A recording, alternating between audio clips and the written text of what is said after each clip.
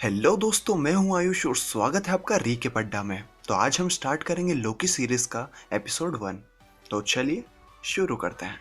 Episode की शुरुआत में हमें दिखाया जाता है न्यूयॉर्क 2012 का, जो कि एवेंजर्स मूवी का सीन होता है, जहां पर एवेंजर्स लोकी को पकड़ लेते हैं और उसे लेकर जा रहे होते हैं। लेकिन जैसा कि हमने एवेंजर्स एंड गेम में देखा कि प्रेजेंट टाइमलाइन वाला टोनी स्टार्क टेसरेक्ट को लेकर जा रहा होता है, लेकिन हल्क गेट तोड़ते हुए आता है और टोनी के हाथ से सूटकेस छूट जाता है और टेसरेक्ट लोकी के पास आकर गिर जाता है और लोकी टेसरेक्ट लेकर टेलीपोर्ट हो जाता है और सभी लोकी को ढूंढ रहे होते हैं, लोकी लोकी चिल्लाकर। फिर हम देखते हैं कि लोकी गाबी डेजर्ट मंगोला में टेलीपोर्ट होकर पहुंच जाता है और वहां पर लोग आकर लोकी से पूछते हैं कि तुम कौन हो और कहां से आए हो। और तभी कुछ लोग वहां पर आते हैं और वो होते हैं टीवीए के ऑफिसर्स। टीवीए मतलब टाइम वेरिएंस अथॉरिटी, जो कि लोकी को पकड़ने आते हैं और वो लोकी से कहते हैं कि तुमने सेक्रेट टाइमलाइन को बिगाड़ा है, मतलब कि जो ओरिजिनल टाइमलाइन थी वो, और इसीलिए तुम क्रिमिनल हो और हम तुम्हें गिरफ्तार करने के लिए आए हैं। लेकिन लोकी उन्हें बोलता है, तुम जानते नहीं हो कि मैं कौन हूँ और क्या कर सकता हूँ, तुम मुझसे पंगा लेकर गलती कर रहे हो। लेकिन टीवीए की एक ऑफिसर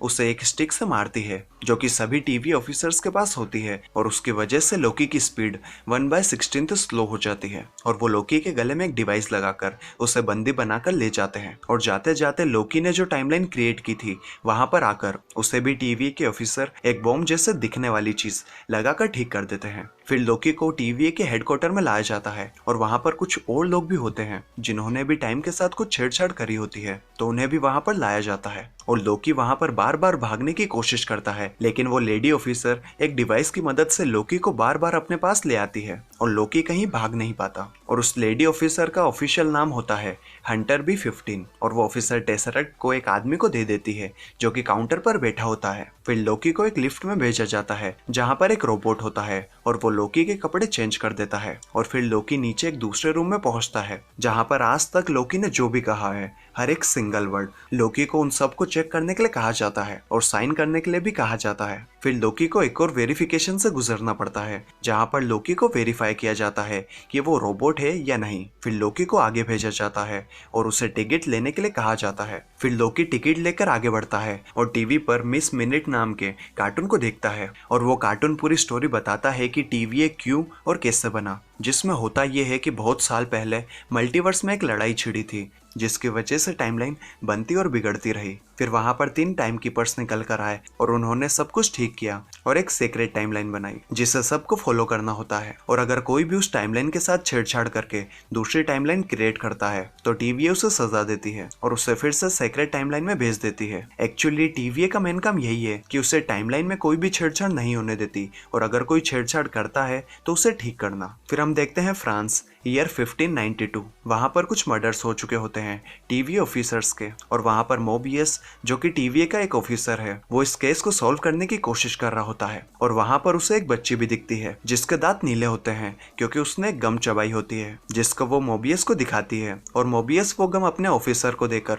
उसे पता लगाने को कहता है कि ये गम किस टाइमलाइन से है। और मोबियस उस लड़की से पूछता है कि ये सब किसने किया, तो वो लड़की इशारा करती है एक डीमन की तरफ। फिर मोबियस के पास एक ऑफिसर आता है और लोकी की फाइल उसे देता है। फिर हम देखते हैं कि लोकी का ट्रायल शुरू हो जाता है और उसे गिल्टी चार्ज किया जाता है, लेकिन लोकी बोलता है मैं गिल्टी नहीं हूँ, गिल्टी टोनी स्टार्क है और एवेंजर्स है। वहां पर 2 टोनी स्टार्क थे, ये एवेंजर्स की गलती है, मेरी नहीं। लेकिन वो जज कहती है कि ये तुम्हारी गलती है कि तुम वहां से टेसरेक्ट लेकर भागे और ओरिजिनल मतलब सेक्रेट टाइमलाइन के साथ खिलवाड़ किया। और लोकी अपनी पावर का इस्तेमाल करने की कोशिश करता है, लेकिन टीवीए में कोई भी अपनी पावर या मैजिक का इस्तेमाल नहीं कर सकता। और फिर जज उसे रीसेट होने की सजा देती है, लेकिन मोबियस जज के पास पहुंचता है और उससे बात करता है कि मुझे एक मौका चाहिए लोकी के साथ बात करने का। तो जज कहती है अगर कुछ भी गड़बड़ हुई तो इसकी जिम्मेदारी तुम्हारी होगी मोबियस। तो वो कहता है ठीक है। फिर मोबियस अपने साथ लोकी को एक ऑफिस में लेकर जाता है और लोकी मोबियस से पूछता है कि तुम कितने टाइम से टीवी में काम कर रहे हो।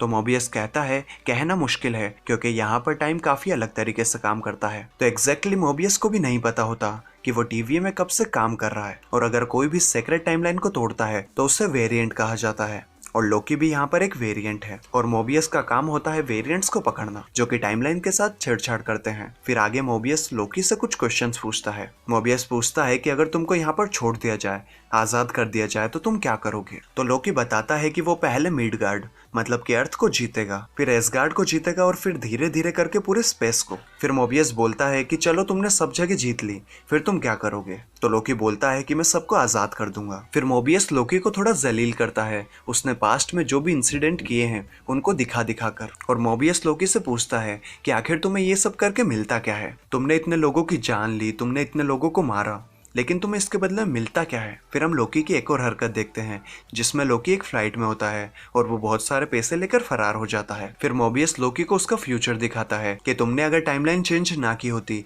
तो तुम्हारी वजह से तुम्हारी मॉम मारी जाती, क्योंकि लोकी उसकी मॉम के बहुत क्लोज होता है तो वो ये बात सहन नहीं कर पाता और लोकी को बहुत गुस्सा आता है और वो मोबियस पे अटैक करने की कोशिश करता है, लेकिन मोबियस वो डिवाइस यूज करके उसे उसकी जगह पर पहुंचा देता है। फिर मोबियस कहता है कि तुम्हारी किस्मत में ये है कि तुम हमेशा गलत ही करोगे और तुम्हें ये सब करने में मजा आता है और तुम्हारी वजह से कुछ लोग हीरो बनते हैं, और उसका ये इशारा होता है एवेंजर्स की तरफ। और मोबियस बोलता है कि तुम हमेशा से ऐसा करते आए हो, लेकिन तुम्हें मजा क्या आता है लोगों को परेशान करने में, उनको हर्ट करने में। और यहाँ पर हम लोकी के बर्ताव में थोड़ा चेंज देखते हैं और उसे रियलाइज होता है कि उसकी हरकतों की वजह से लोगों को क्या क्या सहन करना पड़ता है। फिर वहां पर हंटर B-15 ऑफिसर आती है और मोबियस से कहती है कि यहाँ पर कुछ सिचुएशन आ गई है और आपको हमारे साथ चलना होगा। फिर हंटर B-15 मोबियस को कहती है कि तुम्हें लोकी को रीसेट कर देना चाहिए था और तुमने अभी तक उसे रीसेट नहीं किया, ये तुम्हारी गलती है। तो मोबियस कहता है कि तुम तो चाहती हो कि हर किसी को रीसेट कर दिया जाए, लेकिन लोकी को रीसेट करने से पहले उससे बात करनी चाहिए, और मैं ऑलमोस्ट फ्लो में पहुंच चुका था और उससे बहुत सारी बातें निकलवाने वाला था,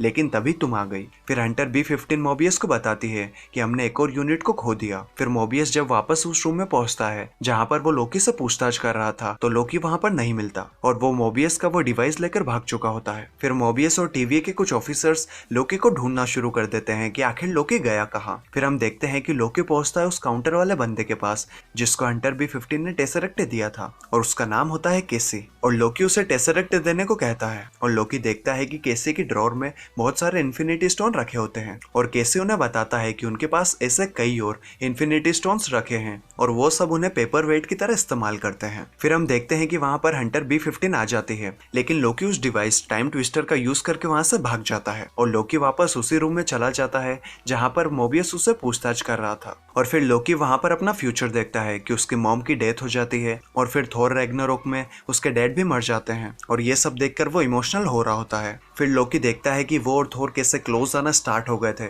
और उनके बीच की बॉन्डिंग कैसे अच्छी होने लगी थी। फिर लोकी आगे देखता है थेनोस को, जो कि इन्फिनिटी वॉर का सीन होता है, और थेनोस उसे मार डालता है और लोकी ये देखकर काफी घबरा जाता है और लोकी के मरते से ही उसकी फाइल भी एंड हो जाती है और लोकी अपना अंत देखकर हंसने लगता है कि मैं ऐसा मरने वाला हूँ, लेकिन मैंने तो दूसरी टाइमलाइन क्रिएट कर दी और अभी मैं जिंदा हूँ। तभी हंटर B-15 उस रूम में आ जाती है और लोकी उससे लड़ने लगता है और फिर लोकी डिवाइस का यूज करके अपने गले से पट्टा हटा लेता है और वो हंटर B-15 के गले में वो पट्टा डाल देता है और फिर टाइम ट्विस्टर का यूज करके उसे थोड़ी देर तक नचाता है और ऐसे ही लोकी उसके मजे ले रहा होता है, उसको बार बार लाता है भेजता है, लाता है भेजता है, लाता है भेजता है। और फिर लोकी को रियलाइज हो जाता है कि वो TVA से नहीं भाग सकता क्योंकि यहाँ पर टेसरेक्ट या कोई भी इन्फिनिटी स्टोन वर्क नहीं करते। फिर लोकी मोबियस से पूछता है कि क्या कोई तरीका है जिससे मैं अपनी ओरिजिनल टाइमलाइन में वापस चले जाऊं, तो मोबियस कहता है नहीं, और मोबियस आगे कहता है कि मैं यहाँ पर तुमको फ्रीडम तो ऑफर नहीं कर सकता, लेकिन उसकी जगह मेरे पास एक और जगह है जहाँ पर तुम काम आ सकते हो, जो है कि हमारे मिनटमैन को कोई ना कोई एक आदमी मार रहा है और उन्हें जो मार रहा है तुम उसे पकड़ने में हमारी मदद करो। तो लोकी पूछता है कि आखिर मैं तुम्हारी मदद क्यों करूं उस वेरिएंट को पकड़ने में, तो मोबियस कहता है क्योंकि वो वेरिएंट तुम ही हो। फिर आगे हम देखते हैं सलाइना, ओक्लाहोना में ईयर 1858 कि कुछ TVA के ऑफिसर्स वहां पर पहुंचते हैं उसी वेरिएंट को पकड़ने के लिए, लेकिन उस वेरिएंट ने पहले ही उन सबको मारने की प्रिपरेशन कर रखी होती है और उसने घास में तेल डालकर रखा होता है और फिर वो वेरिएंट उन सभी को घास में जला देता है और सारे TVA के ऑफिसर्स मारे जाते हैं और यहीं पर एपिसोड खत्म हो जाता है। तो आपको ये एपिसोड कैसा लगा कमेंट करके जरूर बताएं, और अगर आपको वीडियो अच्छी लगी तो यार एक लाइक तो बनता है।